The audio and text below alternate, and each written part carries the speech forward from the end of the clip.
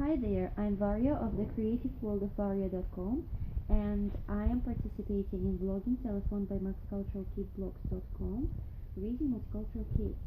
I am going to share with you the answer to a question by Sarah of A Life with Subtitles related to code switching and raising multicultural kids.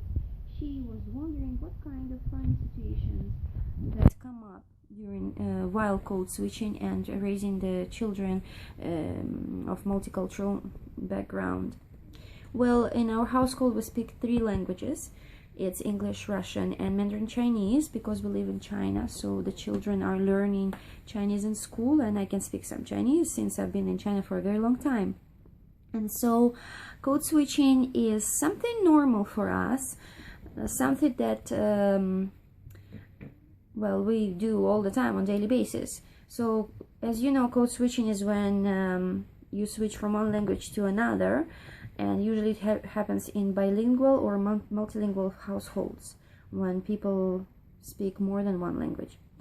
And there are funny situations that occur all the time, especially when children use a Chinese word or Russian word and add an English end into it. For example, like with verbs, I'm going, right? You say I'm going somewhere, and they will use the Russian word and the ing to it, so it sounds pretty funny.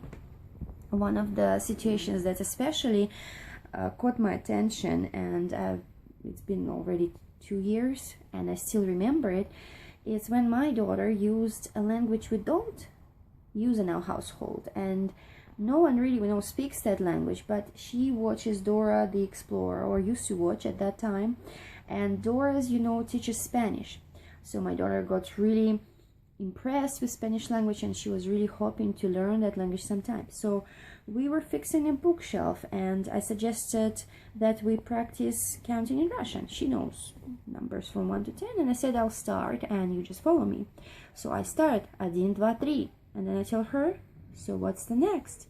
And she goes 4, 5, 6, and she goes on until I realize, and I stop. I tell her, what are you doing?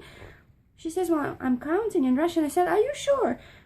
And then she thought back and she said, oh, I'm sorry, I think that was Spanish.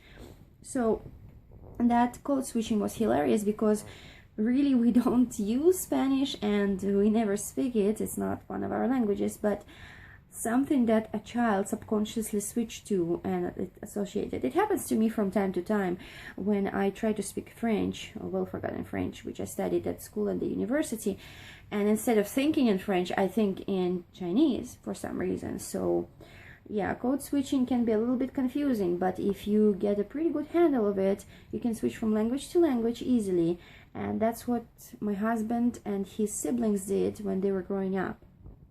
Anyway, that's all for now, and please stop by europeanmama.com after watching my video to hear her answer to my question. Which question it is, you will also know when you watch her video. Thank you.